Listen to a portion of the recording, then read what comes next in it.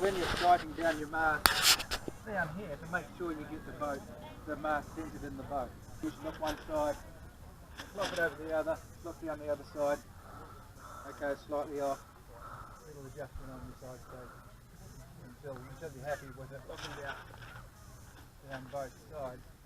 There's other things I could talk about regarding spreader act. So you've got your stays nice and tight and everything's centered. Then you want to get your mast set up with a fairly straight, maybe a slight bend, but you also want something which gives you a bit of forestay picture, right? A bit of rigidity in the whole framework. So gate here and your spreader angle come into play. So if I was to crank, I just bend my spreaders manually, you know, but if I was to crank my spreaders back, pump the mast forward in the middle. That's the main reason you want your rig centered, so your main leach is the same and the boat's balanced and tracking on both cats. So we're looking at a really light day. As I say, it's a lot of finesse out there, you know, really slow movements on the helm. It's really important that everything swivels and eases out and the sails flop and wing out and do all those little things you want them to in this light stuff. If you've got a jib which is jammed and won't ease out, or your main's not going out, or you're not goose winging, that stuff which is will really hurt you on a light day like today. And even that goose winging thing, some of the Europeans will be expert at this, but maybe me not so much. But sometimes a lot of it's to do with your counterweight and how far out it is, and when you get it balanced. And where that balance point is, I don't exactly know, but when you're sailing and you get it right, you know, and it just naturally flops out there quite nicely. It goes real. If you're sailing, say, upwind and the wind goes really light, and your jib suddenly backwind, it's out too far. But that's really just a bit of playing around to get that counterweight in the right spot.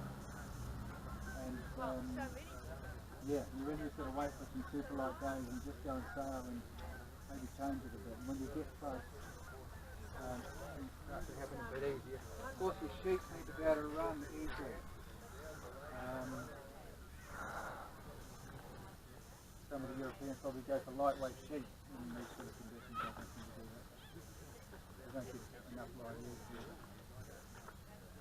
So yeah,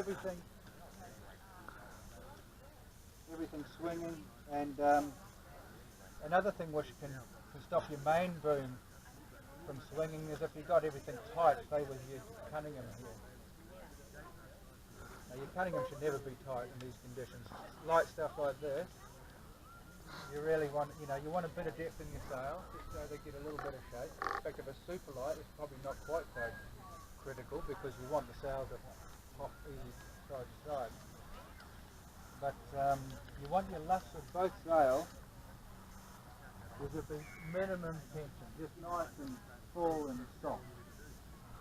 If the front of your jib's soft, you know, you'll see it back a little bit easier.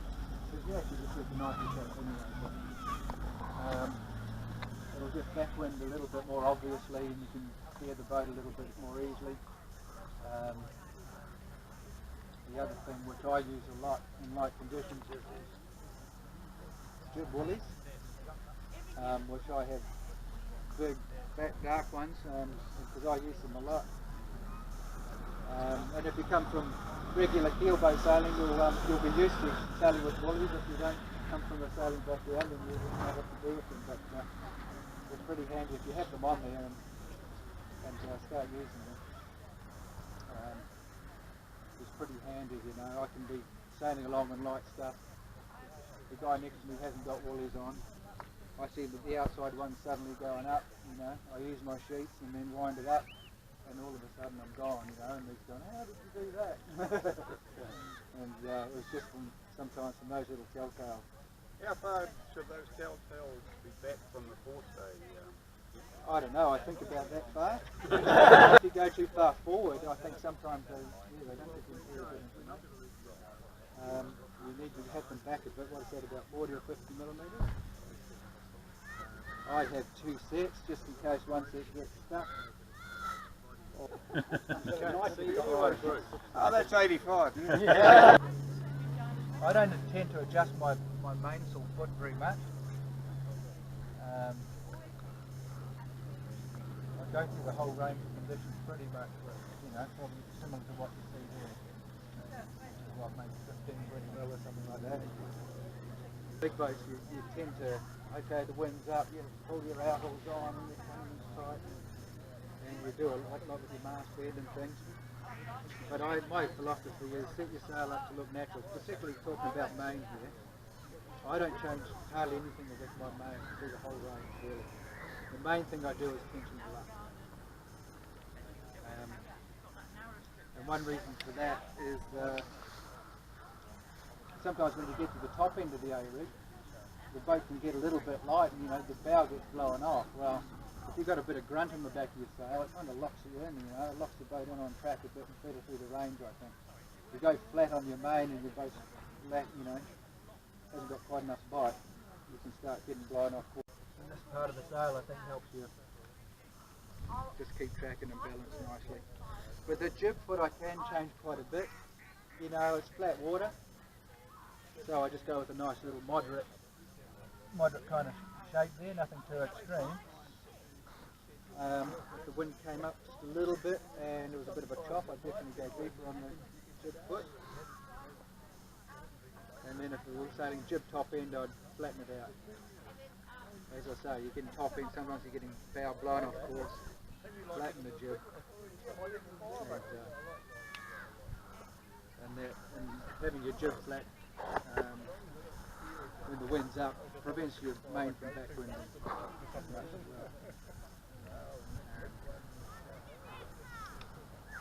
well. By flat, you just mean flattening your foot out.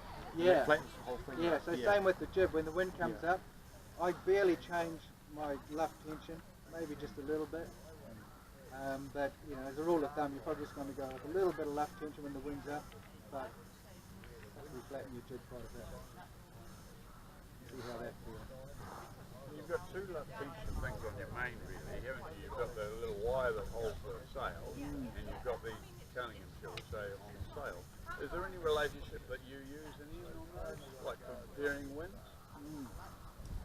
Yeah, so you've got your jackstay wire, Thank you. and you've got the, shall we say, the Cunningham. The jackstay wire in general just kind of, I don't know, it just locks the front of your sail a little bit nicer than not having one. Probably good when the wind gets up. For these conditions, as I say, we're going for everything loose. So pretty much in this stuff, I have no tension on the jackstay.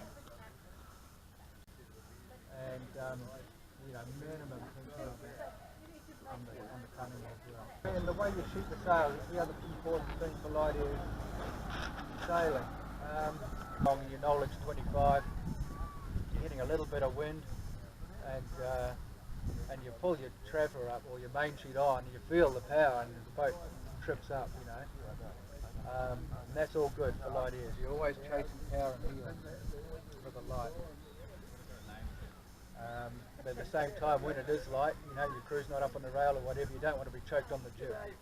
So for the light airs, as a general rule of thumb, I don't want to be soft on the leak. I bring my main in for a start here. Probably 3 millimetres from my usual setting. And ease my jib out of it. So I've got lots of power in the leak to the main to trip me up and get me really over and going. But I'm a bit 5 mil eased on here at the moment too, so I've got a bit more open jib and just let the wind come through as well. Okay, so it'll be just like you're doing your big boat. So you're setting up for the light, you've got a bit of wind. These are my maximum in positions. So that's when I've got a bit of breeze, okay? That's when I've gone along and the boat's just starting to heel up and get moving. And you shoot it right into there and just let it power and heel and sail along. The wind goes light, and that's probably a bit too choked. If the boat suddenly stands right upright, I might keep it on for a little bit, just as my speed washes off. But then I got this little switch, magic switch on my radio, and I'll click that up and it gives me 5mm of ease. So if the boat sits there pretty downwind, I mean, one of the things about the 1 metre, it's all cheap geometry, you know, how far along the boom or sheet comes off. It's kind of trial and error as to what's right. I guess one method, when you've got both sails easing nicely, is you can okay, you're starting nicely upwind, maybe go on a bit of a beam reach or so, and just play your sails, and if you're both luffing at about the same time, geometry is probably pretty good. So yeah, it's really a bit of trial and error. It's not how far your jib goes out, just by how far your sheet goes. So you can see with my maximum ease, this is my main there. It's got a bit of she's got a bit of slack in it, which means the jib's going quite a way out. Which is quite a nice setting if you know you've got a bit of a broad reach going on. Just let your jib rotate a bit further, catch a bit more breeze. But generally downwind, I think, you know, you want, especially if there's wind, you want your main sheet just sort of going tight when it hits the crowd, you've got the million. It's going to go like today, nice and slow. You've got no waves out there, so you can use momentum. You know, once you're up and going, you've got a bit of momentum, don't kill it with a big wiggle on the rudder. You know, slam it through a tack and park it.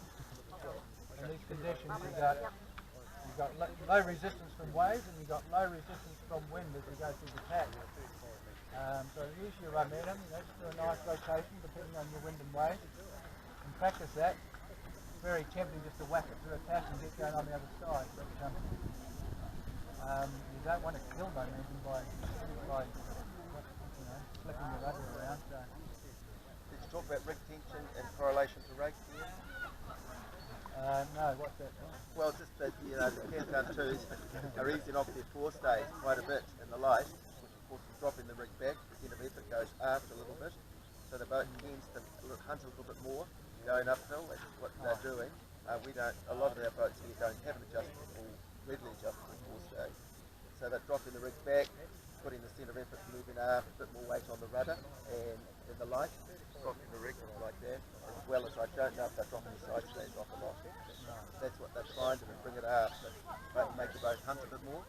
Yeah, I mean it's sort of contrary to traditional sailing back in the old days, isn't it? We thought, oh, you rake back to the breeze. You would drop the mast at 470, drop the mast over to 20. But when the wind is really light and the boat's not heeling or powered, you don't want to be, you know, if you're on a big boat, you don't want to be pushing your helm down to keep the bow up. You know?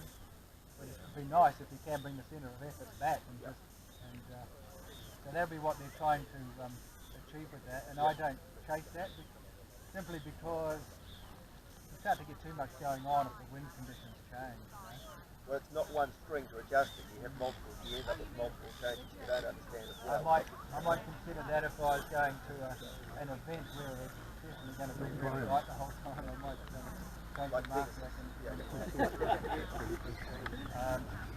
But I like to set up, which you can go through the whole range with pretty minimal adjustments. If you're in the light, suddenly it comes in, you're not going to be completely in a corner trying to fight the boat. That's right, Bill, and it does go super light.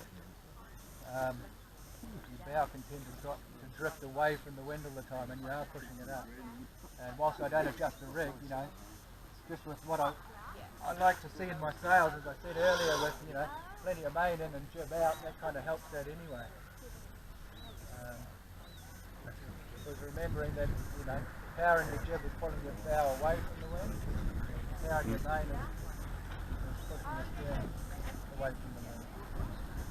So I'm loading up the main a bit more. Maybe, you know, you could say I'm easing the jib, but it's probably no less power in it. The fact that it's a little bit further out. So I do like to make sure there's a bit of flow through.